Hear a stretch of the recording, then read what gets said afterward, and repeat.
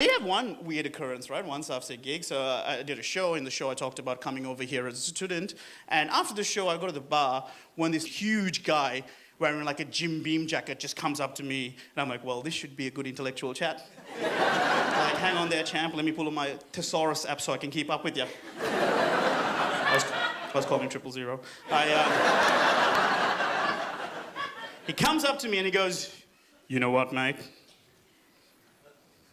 You're all right. I like you. You're one of the good ones.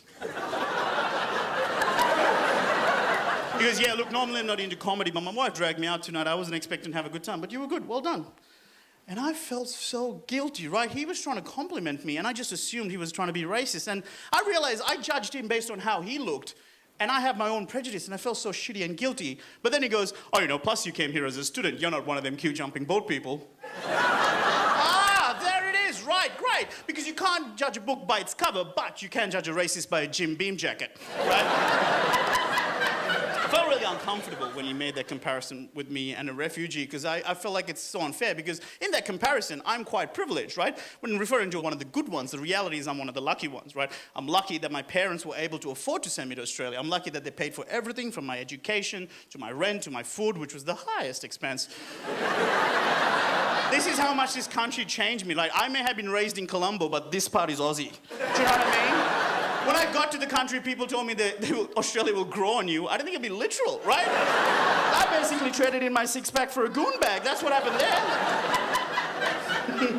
I like how some of you went with it, but some of you are like, dude. I want to look away, but I can't. And some of you are like, I don't think he's ever had a six-pack.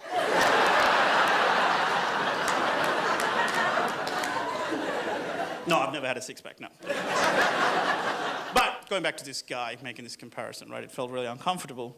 Because I am privileged in that situation, right? But some people do have that mentality. They go, no, Dil, you've done the right thing. You've come here legally. You've done all the right things. But these other people, they're selfish. They come over here. We can barely fucking understand what they're saying. They come here. They jump in queues because they think their problems are worse than everyone else's. Yeah, they're heaps worse than mine. I'm never going to complain about a refugee getting ahead of me. That would be like me having a cough and getting upset because I was at the doctor's waiting room with this cough, sitting there patiently when some selfish prick who's allergic to peanuts has eaten a fucking Snickers bar or some shit, just comes running in front of me. I'm like, oi, it's a fucking queue back here, man. Get back in line. We all have problems, buddy. What's your problem? What? I've got a cough. What's wrong with you? Your throat's closed? I can't